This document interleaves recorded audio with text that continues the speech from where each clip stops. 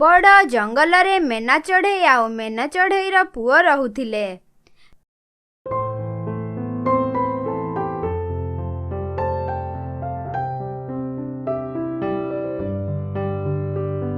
MENA ଚଢ଼େଇ ତାର ପୁଅକୁ ଘରେ ଛାଡ଼ି ଜଙ୍ଗଲକୁ ଖାଦ୍ୟ ଆଣିବା ପାଇଁ ଚାଲିଯାଏ।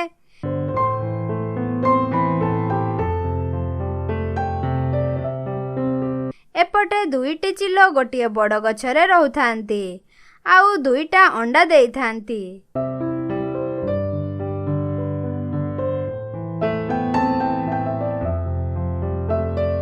ଚିଲର ସ୍ତ୍ରୀ କୁହେ, ଆରେ ଆମର ତ ଏତେ ଛୋଟ ଘର, ଆମେ ଏହି ଘରେ ରହିବା କେମିତି? ଏଇ କିଛି ଦିନ ମଧ୍ୟରେ ଆମର ପିଲାମାନେ ବାହାରକୁ ଆସିବେ ଆଉ ଆମର ବଡ଼ ଫ୍ୟାମିଲି ହୋଇଯିବ। ଆମେ ଏହି ଛୋଟ ଘରେ ଆଡଜଷ୍ଟ କରି କେମିତି ରହିବା?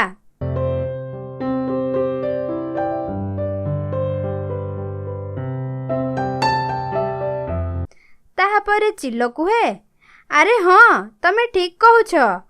ତାହେଲେ ଚାଲ ଆଜିଠୁ ଆମେ କାମରେ ଲାଗିଯିବା ଆଉ ବହୁତ କମ୍ ଦିନ ଭିତରେ ଆମେ ଗୋଟିଏ ବଡ଼ ଘର ତିଆରି କରିବା। କିନ୍ତୁ ତମେ ଯାଅ, ଆମ ଦୁଇ ଜଣଙ୍କ ପାଇଁ ଖାଦ୍ୟ ଆଣିବ ଆଉ ମୁଁ ଯାଉଛି କିଛି କୁଟା କାଠି ଆଣିବି। ଘର ବନେଇବା ସହିତ ଶିକାର କରି ଖାଦ୍ୟ ମଧ୍ୟ ଖାଇବା।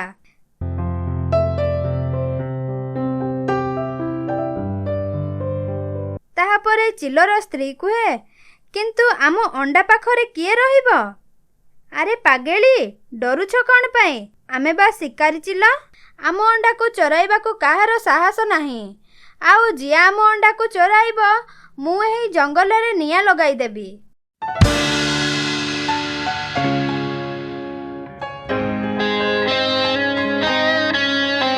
ଦୁଇ ଚିଲ ନିଜ ନିଜ କାମରେ ଚାଲିଗଲେ।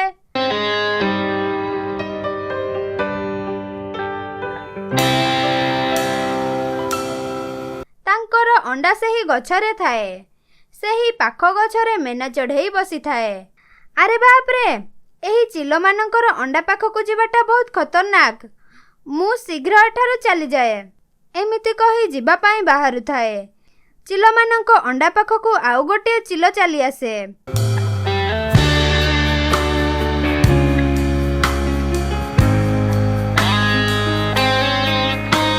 ଆରେ ବାଃ, ଏଠାରେ ତ ଦୁଇଟା ଅଣ୍ଡା ଅଛି ଆଉ ତାର ବାପା ମା ମଧ୍ୟ ଏଠାରେ ନାହିଁ।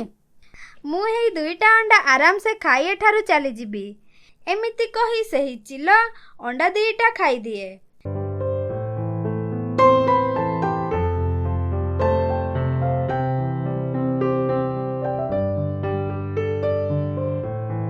ମେନା ଚଢ଼େଇ ସେହି ଗଛ ଉପରୁ ଚିଲମାନଙ୍କ ବସା ପାଖକୁ ଚାଲି ଆସେ।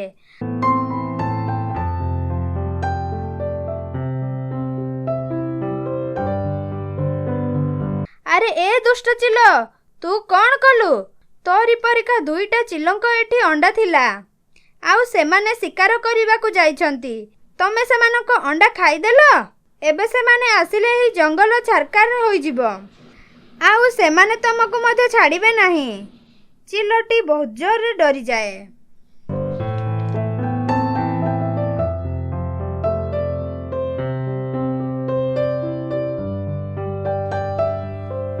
ଆରେ ଏ ମେନା ଚଢ଼େଇ, ତୁ ଇଏ କ'ଣ କଲୁ? ମୋତେ ତୁ ଟିକେ ଆଗରୁ କହିପାରିଲୁ ନାହିଁ? ଏବେ ସେମାନେ ଆସିଲେ ମୋତେ ତୁ ଯାହା ମାରିବେ ମାରିବେ। ତତେ ଆଉ ତମ ଜଙ୍ଗଲର ସବୁ ପକ୍ଷୀକି ଏମାନେ ଛାଡ଼ିବେ ନାହିଁ।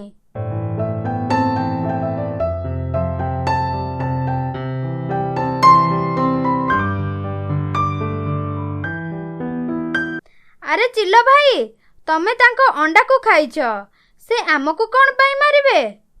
ଏମିତି କହି ମେନା ଚଢ଼େଇ ସେଠାରୁ ଉଡ଼ିକି ଚାଲିଯାଏ।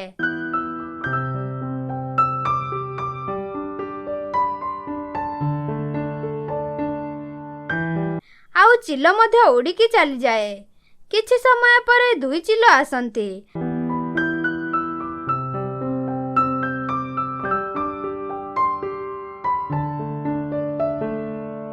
ଆଉ ଦେଖନ୍ତି, ତାଙ୍କ ବସାରେ ତାଙ୍କ ଅଣ୍ଡା ନାହିଁ। ଦୁଇ ଚିଲ ବହୁତ ଜୋରରେ ରାଗିଯାଆନ୍ତି।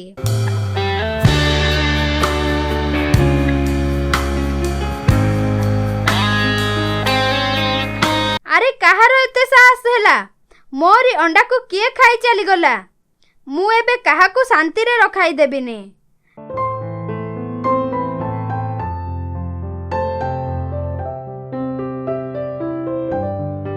ଚାଲ ଆମେ ଦୁଇ ଜଣ ସେହି ଶିକାରୀକୁ ଖୋଜିବା। ଆଉ ଯିଏ ସତ ନ କହିବ, ଆମ ଆଗକୁ ଯିଏ ଆସିବ, ଆମେ ସମସ୍ତଙ୍କୁ ମାରିଦେବା। ଏମିତି କଥା ହୋଇ ଦୁଇ ଚିଲ ଚାଲିଯାଆନ୍ତି।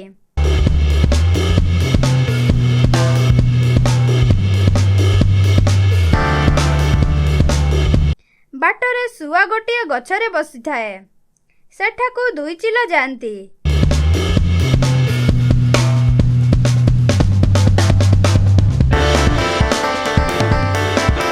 ଆରେ ଶୁଆ, ଆମର ଅଣ୍ଡା କିଏ ନେଇଛି ତୁ ଜାଣିଛୁ କି? ଶୁଆ କୁହେ, ମୁଁ ତମ ଅଣ୍ଡା ବିଷୟରେ କିଛି ବି ଜାଣିନି, ତମେ ମୋତେ ଛାଡ଼ିଦିଅ। ତାହାପରେ ଦୁଇ ଚିଲ ଶୁଆକୁ ମାରି ଦିଅନ୍ତି।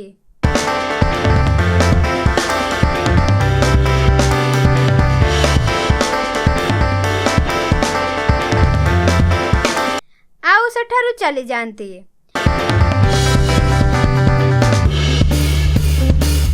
ବାଟରେ ଯିଏ ଥାଏ ତାକୁ ଯାଇକି ପଚାରନ୍ତି, ଆଉ ସିଏ କିଛି ନ କହିଲେ ତାକୁ ମାରି ଦିଅନ୍ତି।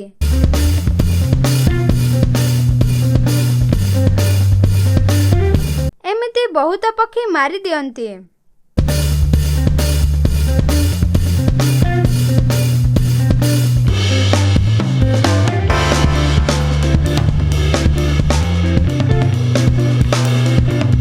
ଚିଙ୍କି ଚଢ଼େଇ ମେନା ଚଢ଼େଇ ପାଖକୁ ଆସେ।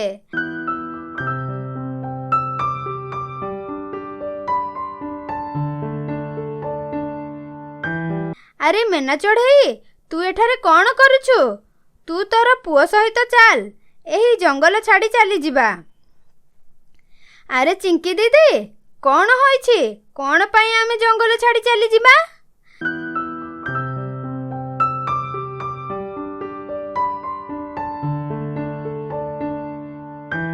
ଆରେ ତୁ ଜାଣିନୁ କି, ଚିଲମାନଙ୍କର ଅଣ୍ଡା କିଏ ନେଇଯାଇଛି। ସେଥିପାଇଁ ଦୁଇ ଚିଲ ପାଗଳ ଭଳି ହେଉଛନ୍ତି, ଆଉ ତାଙ୍କ ଆଗରେ ଯିଏ ଆସୁଛି ତାକୁ ମାରି ଦେଉଛନ୍ତି।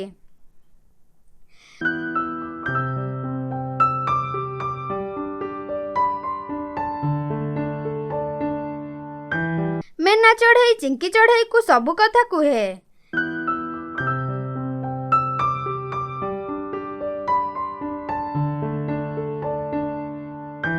ଚିଙ୍କି ଚଢ଼େଇ କୁହେ, ଆରେ ଏବେ ଆମର କ'ଣ ହେବ? ଚିଲମାନଙ୍କ ହାତରେ ଆମର ଜୀବନ ଯିବ।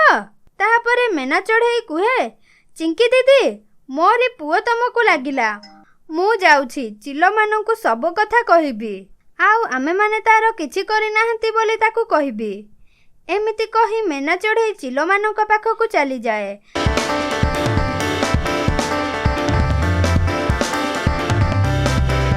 ଆଉ ସବୁ କଥା କୁହେ। ଦୁଇ ଚିଲ ଯାଇ ସେହି ଚିଲକୁ ଖୋଜିକି ମାରି ଦିଅନ୍ତି। ଏହିପରି ନୂଆ ନୂଆ ଭିଡ଼ିଓ ଦେଖିବା ପାଇଁ ଆମ ଓଡ଼ିଆ କାର୍ଟୁନ ବାର୍ଡ ଚ୍ୟାନେଲକୁ ଲାଇକ୍, ସବସ୍କ୍ରାଇବ୍ ଆଣ୍ଡ ସେୟାର କରନ୍ତୁ ଏବଂ ନୂଆ ନୂଆ ଭିଡ଼ିଓ ଦେଖୁଥାନ୍ତୁ।